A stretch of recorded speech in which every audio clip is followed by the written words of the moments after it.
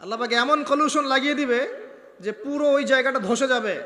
পৃথিবীর 3টা বড় বড় ভূমিকম্প বাকি আছে এখনো, তার মধ্যে একটা হবে পশ্চিমা বিশ্বে, আর একটা অবশ্য পূর্ব দিকে যেখানে আমরাও থাকি, আরেকটা হচ্ছে আমাদের আমিরুল মুমিনিনদের দেশে, দুবাই দুবাই আরব কন্টিনেন্ট।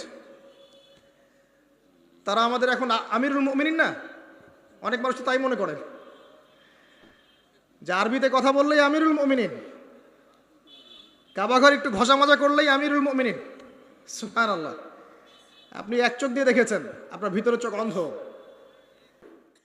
মানুষ দেখবেন আত্মহত্যা করে মারা যাবে বেশি বেশি, বাবার খোঁজ নিবে না সন্তান। কিয়ামতের আলামত আছে, আনতাইলি দালামাতু রাব্বাতুহা, দাসী মনিবকে জন্ম দিবে, মা বাবার সাথে দাস দাসীর মতো আচরণ করা হবে। টাকার জন্য, সম্পদের জন্য মানুষ ভাইকে হত্যা করবে, বোনকে হত্যা করবে, ছেলে ছেলে বাবাকে হত্যা করবে, মাকে হত্যা করবে। এগুলো সব কিয়ামতের আলামতের হাদিস। এগুলো আপনি বাস্তবতা মিলিয়ে দেখেন, 100% মিলে যাবে। এগুলো চলছে এখন। বাস্তবতা খুব কঠিন। আর যা দেখছেন আইওয়াশ, শোডাউন, এগুলো দিয়ে ইসলামের বিজয় কখনো হবে না। যত বেশি আইওয়াশ করবেন, শোডাউন করবেন, বাড়াবাড়ি করবেন, তত ইসলামের নূর, বরকত, আল্লাহর রহমত, নুসরা সব উঠে যাবে। আর ইসলামিক ব্যক্তিত্বদেরকে নিয়ে তো মোটেই করা উচিত নয়। কারণ রিয়া বা অহংকার বলে একটা কথা আছে, যার কলবের মধ্যে যাররা পরিমাণ অহংকার থাকবে, এই ব্যক্তি জান্নাতে যাবে না।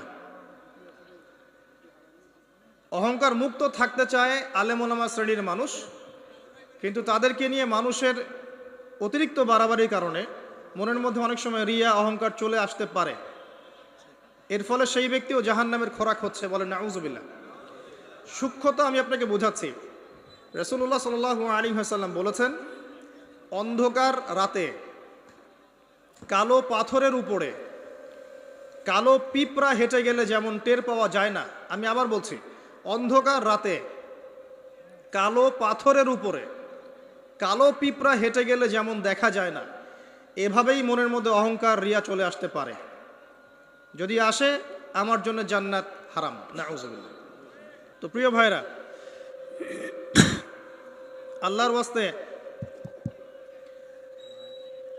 আল্লাহর ওয়াস্তে আইওয়াশ করবেন না, শোডাউন করতে যাবেন না। দিন ইসলামের বেসিক জিনিসগুলো নিয়ে কাজ করেন। আমি আপনাকে বেসিক জিনিস বোঝাচ্ছি। বেসিক হচ্ছে 5 ওয়াক্ত নামাজ। আমাদের মধ্যে কতজন মানুষ দৈনিক 5 ওয়াক্ত সালাত আদায় করি, এটা বুঝতে হবে। বেসিক হচ্ছে আপনার যাকাত প্রদান করা। ইসলামের বেসিক হচ্ছে আপনার পরিবারে পর্দা থাকবে। ইসলামের বেসিক আপনার পরিবারে তালিম হবে। প্রত্যেক পরিবার থেকে একটা করে মানুষ অন্ততপক্ষে কোরআনওয়ালা হবে, আলেম হবে বা হাফেজ হবে, এটা আমাদের দাবি ছিল। এগুলো বেসিক, যে মুসলিমরা হালাল খাবে, হারামে সম্পৃক্ত হবে না, সাধ্যমতো আল্লাহর দ্বীনের দাওয়াত দিবে মানুষকে। এগুলো বেসিক। এই বেসিকগুলো ঠিক আছে কিনা খেয়াল করে দেখেন। আমি আপনাকে গ্যারান্টি দিচ্ছি, এই বেসিকগুলো আমাদের ঠিক নাই। এমন পরিবার খুঁজে পাবেন না যেই পরিবারের মধ্যে অলমোস্ট 100% মানুষ 5 ওয়াক্ত নামাজ পড়ে। এখন এই যুগে খুঁজে পাওয়া দুষ্কর, ইল্লা মাশাআল্লাহ। এমন পরিবার আপনি খুঁজে পাবেন না যেখানে দেখবেন প্রত্যেক সদস্য কোরআন তেলাওয়াত করতে পারে, ইল্লা মাশাআল্লাহ, বা কোরআনের হাফেজ বা আলেম হয়েছে, খুব কম। এমন পরিবার এখন খুঁজে পাওয়া দুষ্কর যেখানে প্রত্যেকটা রিজিক হালাল, পরিবারের মধ্যে কোনো অপসংস্কৃতি নাই, পরিবারের মধ্যে ফ্রি মিক্সিং নাই, সুদ নাই, হারাম টাকা আসছে না, বেপরদামি নাই। পরিবারের ছেলেমেয়েরা আল্লাহর ওয়াস্তে আল্লাহর লাইনে পড়াশোনা করছে, দ্বীনের খেদমত করার চেষ্টা করছে, এমন পরিবার খুব রেয়ার। যখন বেসিক ঠিক থাকবে না, তখন বড় বড় স্বপ্ন দেখে আসলে কোনো লাভ নাই। একটা বিল্ডিং নির্মাণ করতে চান, তার বেস যদি ঠিক না থাকে, তাহলে আপনি 10-20 তলার স্বপ্ন দেখে আসলে কোনো ফায়দা নাই। এর পরেও আছে যারা দ্বীনের রিপ্রেজেন্টেটিভ, তাদের মধ্যে আপনি দেখবেন ভিতরে দ্বীন নাই। বাইরে যদিও মনে হয় যে দিন দিয়ে ভর্তি, ভিতরে আসলে দিনের কোনো বালাই নাই, ইল্লা মাশা আল্লাহ। আবার আপনি দেখবেন যারা ধর্মতাত্ত্বিক ক্ষেত্রে জাতিকে দিক নির্দেশনা দিবে, এরাই শতদা বিভক্ত হাজারটা দলে, এবং প্রত্যেকেই বলছে যে আমি হক, বাকি সবাই বাতিল। সিচুয়েশন খুব ক্রিটিক্যাল। এর উপরে আবার আছে সামাজিক অবক্ষয়, এর উপরে আবার আছে রাজনৈতিক সমস্যা, তার উপরে আবার আছে বৈশ্বিক ওয়ার্ল্ড অ্যাফেয়ার্সের প্রবলেম এবং ইকোনমিক স্যাংশন, অর্থনৈতিক দাসত্ব। সব মিলিয়ে বিশ্বের অবস্থা ভালো না। এখানে তৃপ্তির ঢেকুর তোলার কোনো সুযোগ নাই যে সব কিছু সুন্দরভাবে চলছে, আসলে তা নয়। এখন প্রথমত দৃষ্টিভঙ্গির কথা বলবো। দৃষ্টিভঙ্গি পরিবর্তন না করতে পারলে সমস্যা আছে। বাস্তবিক হন, প্র্যাকটিক্যালে মুসলিমদের অবস্থা আসলে ভালো না। এবং পুরো বিষয়ের রিয়েলিটি বুঝতে হলে আপনাকে খিদির আলাইহিস সালাম হতে হবে। এই ব্যক্তি আবার কে? খিদির আলাইহিস সালামকে পাবেন কোথায়? কোথায় আছে? সূরা কাহফে আছে। নবী মুসা আলাইহিস সালাম প্রশ্ন করছেন, নৌকাটা কেন ফুটা করলেন? নবী মুসা আলাইহিস সালাম প্রশ্ন করছেন, এই বাচ্চাটাকে কেন হত্যা করলেন? নবী মুসা আলাইহিস সালাম প্রশ্ন করছেন, দেয়ালটা কেন নির্মাণ করলেন? মুসা আলাইহিস সালাম বাইরের চোখ দিয়ে দেখছেন, তিনি ভিতরের কথা বুঝতে পারছেন না। কিন্তু খিদির আলাইহিস সালাম আল্লাহর নূর দিয়ে দেখছেন, তাই তিনি দূরদর্শিতার সাথে দেখতে পারছেন প্রতিটা ঘটনার পিছনের কারণ কি। যদি নৌকা ফুটা না করতেন তাহলে জলদস্যু নিয়ে যেত।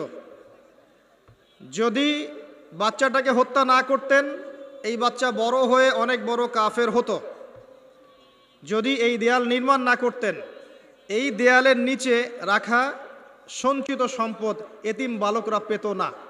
ঘটনা কি পড়েছেন কখনো? এই ঘটনা কারা কারা পড়েছেন? হাত তোলেন দেখি।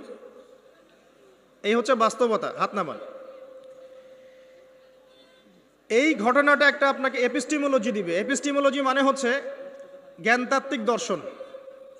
এটা একটা ফিলোসফিক্যাল থট। জ্ঞানতাত্ত্বিক দর্শন, এপিস্টিমোলজি, জ্ঞান তত্ত্ব। মুসা আলাইহিস সালাম বাইরের চোখ দিয়ে দেখছেন। এখনকার পুরো বিশ্বের এডুকেশনাল ফিলোসফিটা এরকমই, সবাই বাইরের চোখ দিয়ে দেখতে চায়। কিন্তু খিদির আলাইহিস সালাম ভিতরের চোখ দিয়ে দেখতেন। তিনি বুঝতে পেরেছেন কেন নৌকা ফুটা করতে হবে, কেন এই বাচ্চাকে হত্যা করতে হবে, আর কেন দেয়া নির্মাণ করতে হবে। এটা মুসা আলাইহিস সালাম বুঝতে পারেন নাই। অতএব এই বিশ্বে যদি আপনি প্রতিটা বিষয়ের সমাধান চান, সলিউশন ফাইন্ড আউট করতে চান, রিয়েলিটি বুঝতে চান, তাহলে আপনাকে এক চোখ দিয়ে দেখলে হবে না। শুধু বাইরের চোখ দিয়ে দেখলে আপনি সব বুঝতে পারবেন না, ফুল স্টপ। শুধু বাইরের চোখ দিয়ে দেখলে আপনি সব বুঝতে পারবেন না। আই রিপিট, শুধু বাইরের চোখ দিয়ে দেখলে আপনি সব বুঝতে পারবেন না। আপনাকে আল্লাহর নূর দিয়ে দেখতে হবে, আল্লাহর কলব, আপনার জাগ্রত কলব দিয়ে দেখতে হবে, যেমনটা খিদির আলাইহিস সালাম করেছেন।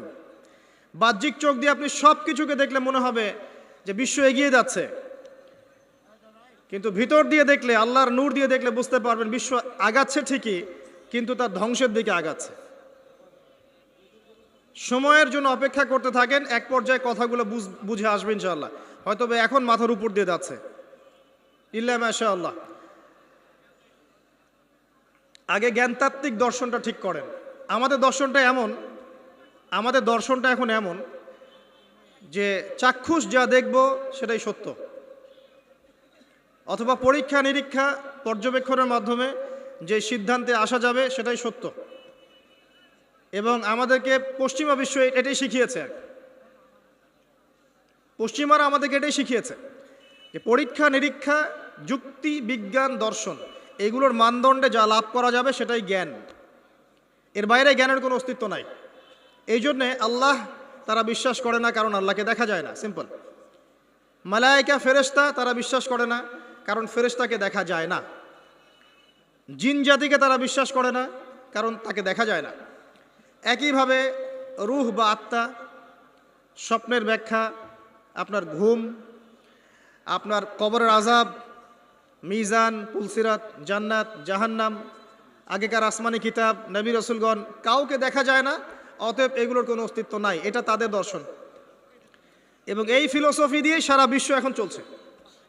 লান নুমিনা লাকা হাত্তা নারাল্লাহা জাহরা, যেমনটা বনু ইসরাইল বলেছিল, সূরা বাকারার দিকে আছে প্রথম দিকে। হে মূসা, আমরা তোমার কথায় বিশ্বাস করব না যতক্ষণ না আল্লাহকে চাক্ষুষ দেখছি। কিন্তু Islamic philosophy different. Islamic philosophy হচ্ছে এমন, ওয়াকুলিল হাক্কু মির রাব্বিকুম, হক বা জ্ঞান সত্য তোমার রবের পক্ষ থেকে আসে। ফালা তাকুনান্না মিনাল মুমতারিন, তুমি সন্দেহবাদীদের অন্তর্ভুক্ত হও না। সূরা কাফির 29 নম্বর আয়াতে আল্লাহ পাক আরো বলেছেন, ওয়াকুলিল হাক্কু মির রাব্বিকুম ফামান শাআ ফালইউমিন ওয়া মান শাআ ফালইয়াকফুর।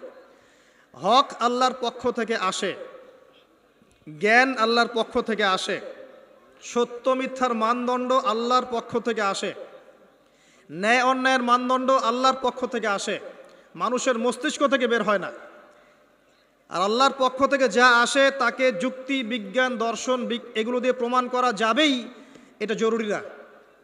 এমন অনেক বিষয় হতে পারে আল্লাহর পক্ষ থেকে আসতে পারে যেটাকে আপনি যুক্তি, বিজ্ঞান, দর্শন দিয়ে প্রমাণ করতে পারবেন না, কারণ এগুলোর সীমাবদ্ধতা আছে, আল্লাহর জ্ঞানের কোনো সীমাবদ্ধতা নাই। আমার কথা কি বোঝা যায়? কথাগুলো হয়তো ইয়াংরা বুঝতে পারবেন। আর আমি জানি লেকচার যত আগাবে মুরব্বীরা তত উঠে চলে যাবে, আমি এটা ফিল করেছি আর কি। কিন্তু আমি এটা বিশ্বাস করি আগামী দিনের ইসলামের ধারক এবং বাহক হবেন যুবকরা ইনশাআল্লাহ, এবং যুবতীরাও, এবং আমাদের পরবর্তী জেনারেশন যারা আমাদের ছেলে বা মেয়েরা আসছে তারা, আমাদেরকে দ্বারা যদি খেদমত না হয়, কাজ না হয়, এবং আমরা যদি দায়িত্ব পালন করতে না পারি, আল্লাহ পাকের একটা সুন্নাহ আছে, সেটা হলো সূরা মুহাম্মাদের শেষের দিকে আছে, ইয়াস্তাবদিল কওমান গায়রাকুম, আল্লাহ পাক অন্য কওমকে তোমাদের জায়গায় নিয়ে আসবেন, তোমাদেরকে সরিয়ে দিবেন। আমার মতো অপদার্থ দিয়ে যদি কাজ না হয়, আল্লাহ পাক আমাদেরকে সরিয়ে দিবেন, দিয়ে অন্য বড় বড় স্কলার তৈরি করবেন ইনশাআল্লাহ। আল্লাহ পাকের সুন্নাহ আছে কিছু, ইন তানসুরুল্লাহ ইয়ানসুরুকুম, তোমরা যদি আল্লাহকে সাহায্য করো, আল্লাহর দ্বীনকে সাহায্য করো, তবেই আল্লাহর সাহায্য আসবে, অন্যথায় আসবে না। আল্লাহ পাকের সুন্নাহ, আল্লাহর সুন্নাহ এগুলা। নাসুল্লাহ ফানাসিয়াহুম, মানুষ যদি আল্লাহকে ভুলে যায়, আল্লাহও তাদেরকে ভুলে যাবেন, এগুলো আল্লাহর সুন্নাহ। ইন্নাল্লাহা লা ইউগাইয়িরু মা বিকওমিন হাত্তা ইউগাইয়িরু মা বিআনফুসিহিম, আল্লাহ পাক কোনো কওমের অবস্থা ততক্ষণ পরিবর্তন করেন না যতক্ষণ তারা তাদের অবস্থা পরিবর্তনের চেষ্টা করে না। এগুলো আল্লাহর সুন্নাহ। তাই আমাদেরকে দিয়ে যদি কাজ না হয়, খেদমত না হয়, উম্মার যদি কোনো কল্যাণ না থাকে, আল্লাহ পাক আমাদের সবাইকে সরিয়ে দিবেন ইনশাআল্লাহ, এবং নতুন কওমকে নিয়ে আসবেন। এমন হতে পারে অমুসলিমদেরকে আল্লাহ পাক ইসলামের সৌন্দর্য দেখিয়ে, ইসলাম কবুল করিয়ে এইসব জায়গায় নিয়ে আসবেন, তারা দিনের খেদমত করবে ইনশাআল্লাহ। কারণ আমরা আগাছা, নিজেকে দিয়েই বুঝতে পারছি, মানুষের দিকে চোখ তোলার, আঙ্গুল তোলার দরকার নাই, নিজেকে দিয়েই বুঝতে পারছি আমরা সবাই আগাছা। আল্লাহ পাক সূরা আরাফের 179 নম্বর আয়াতে বলেছেন, ওয়ালাকাদ যারানা লিজাহান্নামা কাসীরাম মিনাল জিন্নি ওয়াল ইনস, প্রচুর জিন আর মানুষকে দিয়ে আমি জাহান্নাম পূর্ণ করব। খুশি হচ্ছেন? প্রচুর জিন আর মানুষকে দিয়ে আমি জাহান্নাম পূর্ণ করব। কি অপরাধ ছিল? লাহুম কুলুবুন লা ইয়াফকাহুনা বিহা, কলব দিয়েছিলাম উপলব্ধি করতো না। ওয়ালাহুম আযানুন লা ইয়াসমাউনা বিহা, কান দিয়েছিলাম শুনতো না। ওয়ালাহুম আ'য়ুনুন লা ইউবসিরুনা বিহা, চোখ দিয়েছিলাম দেখতো না। উলাইকা কাল আনআম, উলাইকা কাল আনআম, উলাইকা কাল আনআম, এরা হচ্ছে গবাদি পশুর মতো। দে আর জাস্ট লাইক ক্যাটলস, গবাদি পশুর মতো। বাল হুম আদল, বরং তার চাইতেও এরা নিকৃষ্ট। ওয়া উলাইকা হুমুল গাফিলুন, এরা হচ্ছে গাফেল সম্প্রদায়। নিজেকে এমনই মনে হয়, হৃদয় দিয়েছেন আল্লাহ পাক, হয়তো বুঝতে পারছি না। আল্লাহ পাক কান দিয়েছেন, শুনি না। চোখ দিয়েছেন আল্লাহ পাক, দেখি না। কোন চোখ? বাইরের চোখ তো আবু জেহেলেরও ছিল না? তা আবু জেহেল দেখতে পারলো না কেন? সত্য কোনটা? তার কোন চোখ অন্ধ ছিল? হৃদয়ের চোখ। আলী রাদিয়াল্লাহু আনহু আর আবু জেহেল, দুইজনকে আপনি চোখের ডাক্তারের কাছে পাঠান, চোখ টেস্ট করান, দেখবেন দুজনের বাইরের চোখ মাশাআল্লাহ 6 পারফেক্ট চোখ। এখন আবু জেহেলের কোন চোখটা অন্ধ, যে কারণে সে আলী রাদিয়াল্লাহু আনহুর মতো সত্যকে চিনতে পারলো না? উত্তর দেন। হৃদয়ের চোখ। আল্লাহ পাক এই চোখের কথা বলেছেন, ওয়ালাহুম আ'য়ুনুন লা ইউবসিরুনা বিহা, চোখ দিয়েছিলাম দেখে নাই। তারা গবাদি পশুর মতো, বরং তার চাইতেও নিকৃষ্ট। 5 বার আজানের ডাক হচ্ছে হাইয়া আলাস সালাহ, এক ওয়াক্ত নামাজ জামাতের সাথে পড়বে না, আপনি কি একে গবাদি পশুর চেয়ে বেশি মনে করেন? নিসাব পরিমাণ সম্পদ হয়েছে বছরের পর বছর, একদিনও যাকাত দেয় নাই, আপনি কি তাকে পশুর চেয়ে বেশি মনে করেন? সুযোগ পেলেই সুদ খাবে, ঘুষ খাবে, দুর্নীতি করবে, জিনা করবে, ব্যভিচার করবে, আপনি কি তাকে মনে করেন সে পশুর চেয়ে বেটার? ছেলেদের পোশাক পরে রাস্তাঘাটে ঘুরছে, আপনি কি মনে করছেন পশুর চেয়ে বেটার? জুয়া, ক্যাসিনো, মাদকের মধ্যে ডুবে আছে টিকটক প্রজন্ম, টিকটক প্যারালাইজড প্রজন্ম, অপদার্থ, জানোয়ারের মতো এবং একই সাথে বুদ্ধিবৃত্তিকভাবে প্রতিবন্ধী। এই প্রজন্মকে দিয়ে আপনি আশা করছেন ইসলামের পতাকা নিয়ে তারা সামনে যাবে? এরা কি জন্তু জানোয়ার চেয়ে বেটার? জীবনের কোনো উদ্দেশ্যও নাই। এই যে বাবা মা পড়াশোনা করাচ্ছে, টাকা খরচ করছে লক্ষ লক্ষ কোটি কোটি টাকা, ওর জীবনে কোনো উদ্দেশ্যই নাই। 20 বছর 25 বছর পড়াশোনা করার পরে 25টা কোরআনের আয়াত সে বলতে পারে না। এটা তো অনেক দূরের কথা, ইভেন অজুর ফরজ কয়টা তাও বলতে পারবে না। কি আশা করছেন? ধর্মতাত্ত্বিকভাবে আমরা যারা আছি দেখবেন সত্য লিপিবদ্ধ আছে কোরআন এবং হাদিসে, তারপরেও স্বীকার করবে না। সে নিজেই হক, বাকি সব বাতিল। উম্মাকে টুকরা টুকরা করতে করতে এখন 73,000 দলে ভাগ করে ফেলেছে। একটা ব্যক্তি যখন হেদায়েত প্রাপ্ত হয়ে ইসলামের দিকে আসতে চাইবে, সে কনফিউজড, আমি যাব কোথায়? সবাই তো আমাকে ডাকছে হ্যামিলনের বাসিওয়ালার মতো, আসো আমার কাছে, আসো তোমার জান্নাত দরকার, আমার কাছে আসো, জান্নাতের সার্টিফিকেট নিয়ে যাও, জান্নাতের লিজ লাগলে নিয়ে যাও। অ্যাটিটিউড এরকম। আল্লাহ পাক এমনি বলেন নাই উলাইকা কাল আনআম, এরা গবাদি পশুর মতো, বাল হুম আদল, বরং তার চাইতেও নিকৃষ্ট। আল্লাহর সুন্নাহ বলছিলাম, যদি আমাদের অ্যাটিটিউড এমন হয়, আল্লাহ পাক আমাদেরকে সরিয়ে দিবেন। আল্লাহ পাকের কিচ্ছু যায় আসে না। এর বাইরে ম্যাক্সিমাম মানুষকে দেখবেন বস্তুবাদী, শুধু পেটের চিন্তা। একটা বাড়ি, একটা গাড়ি, একটা জমি জমা, একটা চাকরি, একটা স্ট্যাটাস, আমি 3 বেলা কিভাবে খাবো, আমার পরিবার কিভাবে সিকিউর থাকবে, দ্যাটস অল। এটাই আমার লাইফের উদ্দেশ্য। কি দাড়িওয়ালার কি দাড়ি ছাড়া, সবারই। হ্যাঁ, আমরা যারা ইসলামের রিপ্রেজেন্টেটিভ সেজে বসে আছি, এইসব চেয়ারে বসছি, এদের মধ্যে অনেক মানুষ আছে যাদের উদ্দেশ্য দুনিয়া। এবং আমি এটা আরো ভালো বুঝতে পেরেছি এই মাহফিল করতে এসে। তার আগে আমার এগুলো বোঝা ছিল না। এরপরে বুঝতে পেরেছি যে মানুষ আসলে দুনিয়ার নেশা এত সহজে ছাড়তে পারে না। তো কাদের হাতে আপনি ইসলামের বিজয় চাচ্ছেন? আল্লাহু আলাম। আমাদের দ্বারা যদি না হয়, আল্লাহ পাক সরিয়ে দিবেন। কেমন করে সরাবেন?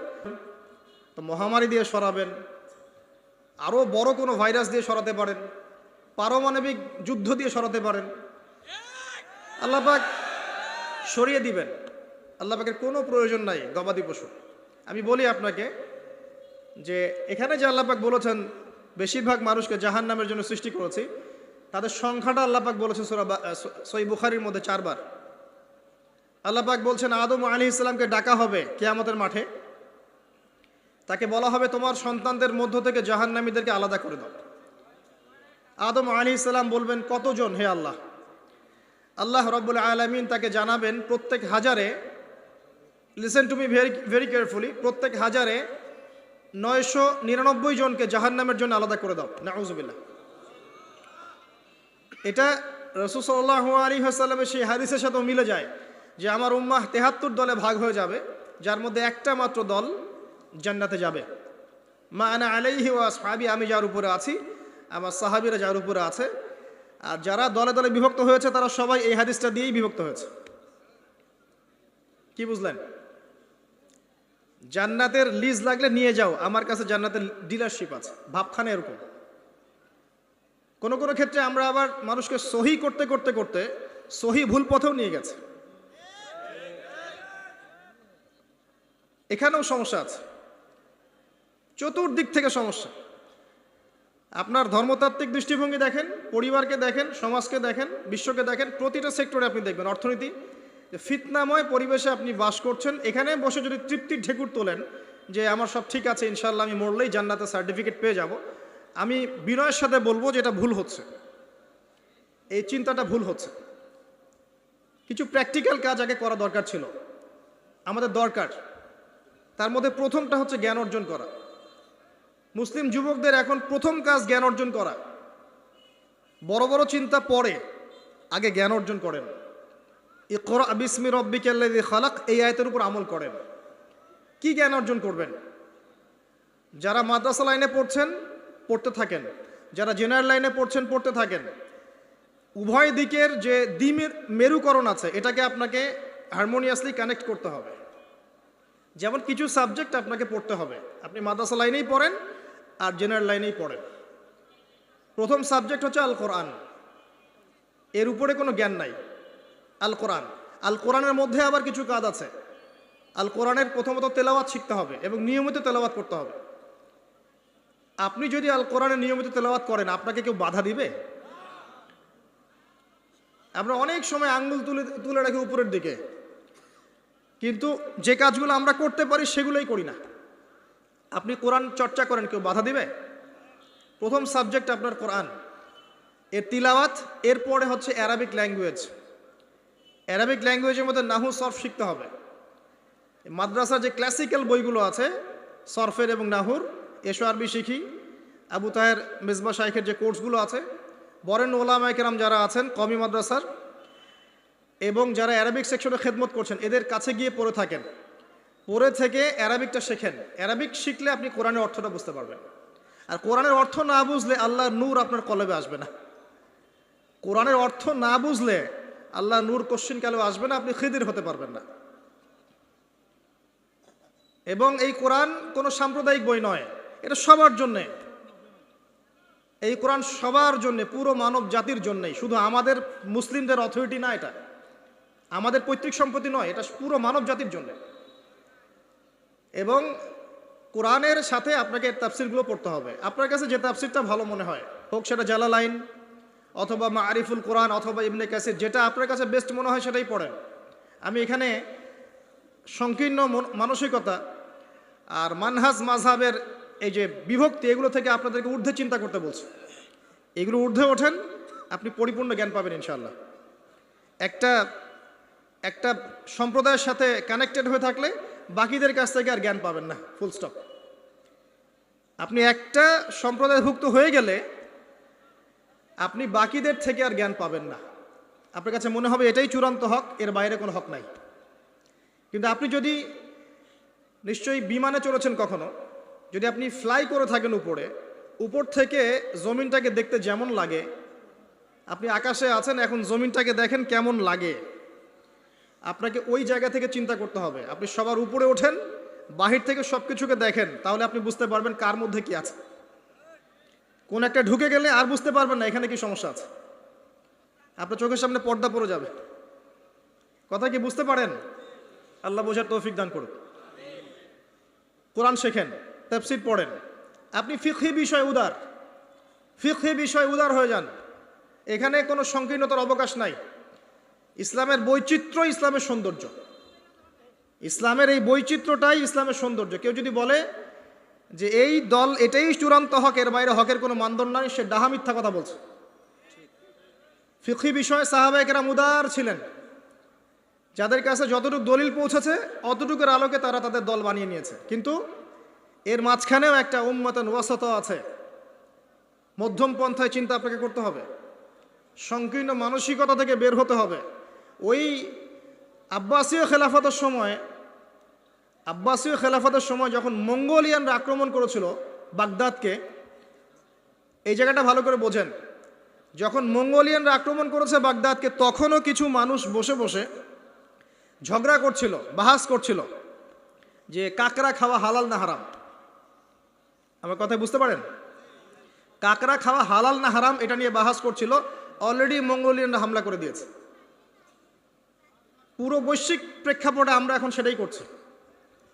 পুরো বিশ্বের প্রেক্ষাপটে মুসলিমদের যে অবস্থা, এখন আমরা অভ্যন্তরীণভাবে এটাই করছি। কে হাত কোথায় বাঁধবেন, কে কোথায় পায়ে পা লাগাবেন কি লাগাবেন না, আস্তে আমিন বলবেন না জোরে বলবেন। তারাবির নামাজ সামনে তো আরেকটা বাহাস আসবে, 20 পড়বেন না 8 পড়বেন। ঈদের নামাজ কত তাকবীরে পড়বেন ইত্যাদি। যে মাসআলাগুলোকে নিয়ে সাহাবায়ে কেরামের যুগ থেকে শুরু করে ইখতিলাফ চলে আসছে, এগুলো নিয়ে আমরা কিয়ামত পর্যন্ত ইখতিলাফ করতেই থাকবো। বলেন ঠিক তাই না? এটাই করছি আমরা, এবং সারা বিশ্বের প্রেক্ষাপটে আমাদেরকে আজকে চতুর্দিক থেকে গলার মধ্যে রশি পেঁচিয়ে টান দেয়া হয়ে গেছে, খালি ফাঁসির কাজটা ঝোলা বাকি এখন আমাদের। উদাহরণটা এভাবে দিতে পারি আমি, যারা বোঝার তারা বুঝবেন ইনশাআল্লাহ। সমুদ্রের ধারে দাঁড়িয়েছেন কখনো? অনেকে দাঁড়িয়েছেন, ওখানে কিছু চোরাবালি থাকে, আছে চোরাবালি আছে। এই চোরাবালিতে কেউ যদি ডুবে যায়, দেখা যায় যে আস্তে আস্তে তার হাঁটু, তারপরে তার কোমর, তারপর বুক আস্তে আস্তে ডুবতে থাকে। আমাদের অবস্থাটা এখন এমন হয়েছে যে প্রথমে আমাদের উম্মাহ, এই দেহটা একটা চোরাবালিতে পড়েছিল, পরে তার প্রথমত টাকনু পর্যন্ত ডুবেছে। সে হাত পা ছোড়াছড়ি করছে, আমাকে বাঁচাও, আমাকে উঠাও। চারপাশে উম্মার অনুসারী মানুষরা ছিলেন, তারা বলছে নড়াচড়া করবেন না, নড়াচড়া করবেন না, নড়াচড়া করলে আরো ডুবে যাবেন, ওইভাবে থাকেন। উম্মাহ বেচারা এভাবেই ছিল। তারপর আস্তে আস্তে আস্তে আস্তে তার হাঁটু পর্যন্ত ডুবে গেল। সে অস্থির হয়ে ছটফট করছে, আমাকে বের করো, আমাকে বের করো, আমি ডুবে যাচ্ছি। আশপাশের মানুষ বলছে রিল্যাক্স, নড়াচড়া করবেন না, নড়াচড়া করলে আপনি ডুবে যাবেন। এভাবে আস্তে আস্তে কোমর, আস্তে আস্তে বুক, এখন গলা পর্যন্ত ডুবে গেছে। এখনও উম্মাহ চিৎকার করছে, আমাকে বের করো, আমাকে বের করো, আমি ডুবে যাচ্ছি। আশপাশের মুসলিমরা বলছে নড়াচড়া করতে যায় না, নড়াচড়া করতে যায় না, ওইটাও ডুবে যাবে। কে টেনে তুলবে একে এখন? যারা আশপাশে আছে এই দুরবস্থায় এবং এই দায়িত্ব পালন করে নাই, আল্লাহ পাক অচিরে তাদেরকে সরিয়ে দিবেন ইনশাআল্লাহ, কোনো সন্দেহ নাই। নতুন কোনো কওম আসবে ইনশাআল্লাহ, নতুন কোনো প্রজন্ম আসবে ইনশাআল্লাহ, যারা এই উম্মাহটাকে আবার তুলবে ইনশাআল্লাহ তাআলা। এবং আমরা জানি, আমরা আখিরুজ্জামান স্টাডি করে দেখেছি যে বিশ্বের সামনে এমন সময় আসবে যখন ঈসা ইবনে মারইয়ামকে আল্লাহ পাক নামাবেন, এবং এই বিষয়ে কোনো সন্দেহ নাই। কথা বুঝতে পারেন নাই? পৃথিবীর কোনো শক্তি তাকে আটকাতে পারবে না। আল্লাহ পাক এটা বলে দিয়েছেন, সিরিয়ার দামেস্কের সাদা মিনারের উপরে 2 জন ফেরেশতার কাঁধে ভর করে ঈসা ইবনে মারইয়ামকে আল্লাহ পাক পাঠাবেন। হাদিস এভাবে এসেছে, তার চুলগুলো ছিল ব্রাউন কালার এবং অনেক কাঁধ পর্যন্ত লম্বা। চুলগুলো দিয়ে টপ টপ করে পানি পড়তে থাকবে, দেখে মনে হবে মুক্তা ঝরে পড়ছে। এত স্পেসিফিকলি কোন কিতাবে বলা থাকতে পারে, কোন রিলিজনের মধ্যে থাকতে পারে ইসলাম ছাড়া?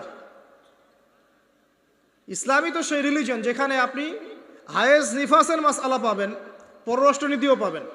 অন্য কোথাও আছে? ঈসা ইবনে মারইয়ামের চুল দিয়ে টপ টপ করে পানি পড়তে থাকবে, এটা পর্যন্ত বলা আছে। এবং এখান থেকে, ওই জেরুজালেম থেকে তিনি পুরো বিশ্বে ইসলামী খেলাফা বাস্তবায়ন করবেন। এটা কত বছর পর? এটা ননসেন্স প্রশ্ন। এটা কত বছর পর? এই প্রশ্নটা হচ্ছে এমন প্রশ্ন যে আদম আলাইহিস সালাম আর হাওয়া আলাইহিস সালাম যে গাছের ফল খেয়েছিলেন, ওই গাছের নাম কি? এই প্রশ্ন যেমন ভিত্তিহীন, ননসেন্স প্রশ্ন, এরকমই ননসেন্স প্রশ্ন হচ্ছে কত বছর পর এটা হবে। এটা দিয়ে আপনার কি দরকার? কত বছর পর হবে এ দিয়ে আপনি কি করবেন, আমি কি করব? কারণ আমরা তো অপদার্থ, আগাছা, আমাদের সাথে এগুলো সাথ কি? আমাদের তো বেসিকই ঠিক নাই। ঈসা ইবনে মারইয়াম এর হাতে আল্লাহ রাব্বুল আলামিন 40 বছর পৃথিবীর খেলাফা রাখবেন ইনশাআল্লাহ তাআলা। তখনকার যে প্রজন্মটা থাকবে, এই প্রজন্ম ইনশাআল্লাহ ওই চোরাবালিতে ডুবে যাওয়া উম্মাহকে টেনে বের করবে ইনশাআল্লাহ আযজা ওয়া জাল। এখন সময়ের অপেক্ষা করে বসে থাকার জন্য আপনাকে পাঠানো হয়নি, আমাকে পাঠানো হয়নি। আল্লাহ পাক কিছু দায়িত্ব দিয়েছেন। প্রথমটা বলছিলাম, আপনাকে জ্ঞান অর্জন করতে হবে, এবং জ্ঞান অর্জনের প্রথম ধাপ হচ্ছে আল কোরআন। যে সেক্টরেই পড়াশোনা করেন, তারপরে আপনি আসবেন আরবি ভাষা সাহিত্যে, এরপরে আসবেন তাফসিরে, অনুবাদে, এরপরে হাদিসের কিতাবগুলো পড়বেন। এবং লাভ দিয়ে কঠিন হাদিস পড়তে যাবেন না, রিকোয়েস্ট। আগে লাভ দিয়ে খপ করে সহিহ বুখারী ধরতে যাবেন না, আপনি বিভ্রান্ত হয়ে যাবেন। আই রিপিট, লাভ দিয়ে খপ করে সহিহ বুখারী ধরতে যাবেন না, আপনি বিভ্রান্ত হয়ে যাবেন। বলতে পারেন যে বেদাতি কথা বলছি কিনা, এটা ফকিহদের কথা, যারা ফুকাহায়ে কেরাম তাদের কথা। কারণ লাভ দিয়ে কেউ MBA পড়তে পারে না, লাভ দিয়ে কেউ মেডিকেল সায়েন্সের বই পড়তে পারে না, এক লাফে কেউ এই যে ডক্টরেট করতে পারে না, পারে? তাকে ধাপে ধাপে উঠতে হয়, আপনাকে ধাপে ধাপে উঠতে হবে। হাদিসে আরবাইন দিয়ে শুরু করেন। এই যে মাদ্রাসায় কওমি নিসাবে যারা পড়েছেন সবাই জানেন এই বিষয়গুলো। ফয়জুল কালাম দিয়ে শুরু করেন, ক্লাসিক্যাল বই, বুলুগুল মারাম মিন আদিল্লাতিল আহকাম, এগুলো দিয়ে আগান। মিশকাতুল মাসাবিহ দিয়ে আগান। মিশকাত পড়তেই তো দাঁত ভেঙে যায়, এত সহজ মনে করেছেন? 2-4 পাতা হাদিস পড়ে নিজেকে মুফতি মনে করবেন না। ক্লাসিক্যাল বইগুলো অনেক কঠিন, এবং যারা আলেম ওলামা হয়েছেন এমনি এমনি হন নাই, সুদীর্ঘ পথ পাড়ি দিয়ে আলেম হয়েছেন। যখন আপনি কম জানবেন তখন মনে হবে যে আমি অনেক জানি, যখন বেশি জানবেন মনে হবে কিচ্ছু জানি না। আমার কথা বুঝতে চেষ্টা করেন। যখন কম জানবেন মনে হবে অনেক জানি, আমি পণ্ডিত, এটা হালাল এটা হারাম, এটা জায়েজ এটা নাজায়েজ। যত বেশি জানতে থাকবেন, যত বেশি আলেম ওলামার সোহবতে পড়ে থাকবেন, দেখবেন আপনি কিচ্ছু জানেন না। এবং যত দিন যাচ্ছে আমি নিজেকে এই জায়গায় ফিল করি যে আমি আসলে কিছুই জানি না। এবং আমি যেখানে বসে কথা বলছি, রাতের অন্ধকারে আমার কান্না আসে যে আমি যে এখানে বসে কথা বলছি, তাহলে উম্মার কি অবস্থা বোঝা আমার শেষ। কথা বুঝতে পারছেন না? এখানে বসা উচিত ছিল এমন মানুষের যাদের হাতে ইসলামের বিজয় হবে। সেখানে আমার মতো নগণ্য মানুষ বসে আছে, আর তার সাথে একটা ছবি তোলার জন্য মানুষ হুমড়ি খেয়ে পড়ছে। তারা চিন্তা করেন বাস্তবতা কি জিনিস। আল্লাহ পাক আমাদেরকে বুঝ দান করুক। প্রত্যেকটা ঘরে ঘরে একটা করে ইসমাইলের মতো ছেলে তৈরি করেন আলাইহিস সালাম। প্রত্যেকটা ঘরে ঘরে একটা ওমর এবং খালিদের মতো ছেলে তৈরি করেন। মারিয়াম আয়েশা রাদিয়াল্লাহু আনহুমা তাদের মতো করে মেয়ে তৈরি করেন। আজকে থেকে 50 বছর পর একটা রেজাল্ট পাবেন ইনশাআল্লাহ। ইসলামের বিজয় হুট করে হবে না। আল্লাহ পাকের সিস্টেম, সুন্নাহ হচ্ছে আল্লাহ পাক হঠাৎ করে কিছু করেন না। রাত থেকে দিন হয়, ধীরে ধীরে হয়। দিন থেকে রাত হবে, ধীরে ধীরে হবে। ধাপ করে রাত হয় না, ধাপ করে দিন হয় না। আর আমরা এটা আশা করে বসে আছি যে ধাপ করে মনে হয় ইসলাম বিজয় হয়ে যাবে, জি না। ঈসা ইবনে মারিয়ামের সেই সময় আসতেও দেখবেন অনেক পর্যায়ে পার হবে, বিশ্ব এই অবস্থা থাকবে না। 1/3 মানুষই থাকবে না, ডেড। এবং কে জানে আগামী 10 বছর মধ্যে নাও থাকতে পারে, আল্লাহু আলাম। যা শুরু হয়েছে বিশ্বে, যারা আমাদেরকে হিউম্যানিটি শিখাতো, এক সময় মানবতা শিখাতো, এরাই দেখবেন এখন অমানবিক আচরণ করছে। এটা ওপেন সিক্রেট। যারা আমাদেরকে মানবতার ধ্বজাধারী হয়ে আমাদেরকে মানবতা শেখায়, আমরা যদি বাধ্য হয়ে কারো কাছে বহির্বিশ্বের কাছে ঋণ চাই, আমাদেরকে নিয়ে ঠাট্টা মশকরা করে। আর এগুলো এখন সব মিডিয়াতে আসে, আমাদেরকে কিছু মনেই করে না। আল্লাহ পাক এমন কলিউশন লাগিয়ে দিবেন যে ওরা আপোষে মারামারি করে শেষ হয়ে যাবে, দেখে নিন। আল্লাহ পাক এমন কলিউশন লাগিয়ে দিবে যে পুরো ওই জায়গাটা ধসে যাবে। পৃথিবীর 3টা বড় বড় ভূমিকম্প বাকি আছে এখনো, তার মধ্যে একটা হবে পশ্চিমা বিশ্বে, আর একটা অবশ্য পূর্ব দিকে যেখানে আমরাও থাকি, আরেকটা হচ্ছে আমাদের আমিরুল মুমিনিনদের দেশে, দুবাই, আরব কন্টিনেন্ট।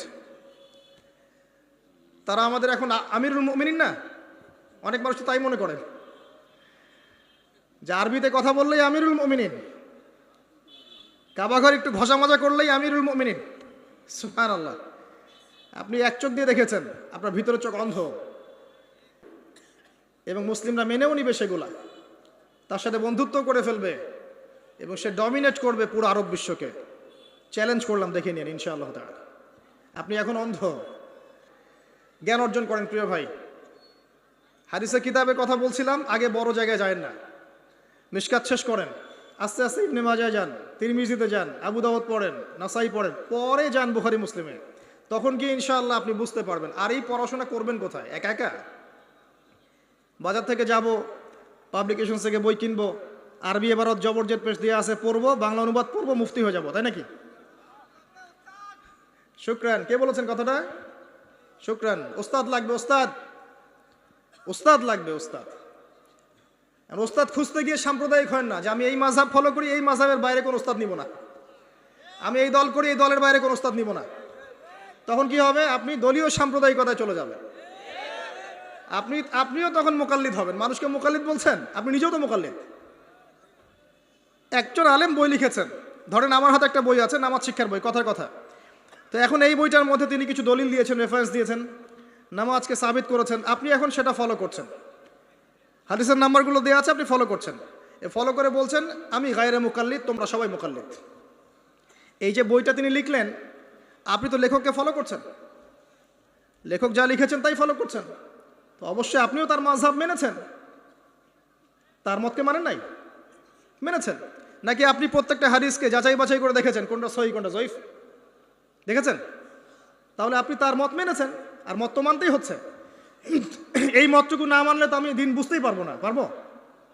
আমরা কি সবাই স্কলার, মুস্তাহিদ?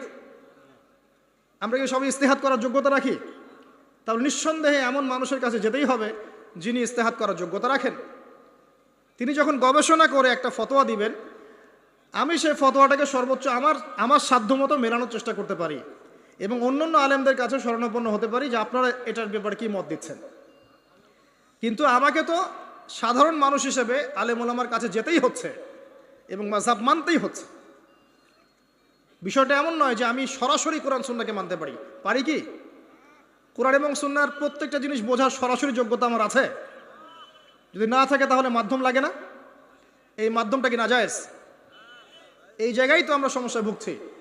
নিজে নিজে পণ্ডিত হয়ে যাই আর নিজে নিজে বিভিন্ন দল উপদল খুলে বসে থাকি, মানুষকেও আহ্বান করতে থাকি, আর যে আমার আহ্বানে সাড়া দেয় না তাকে বলে দেয় তুমি খারেজি।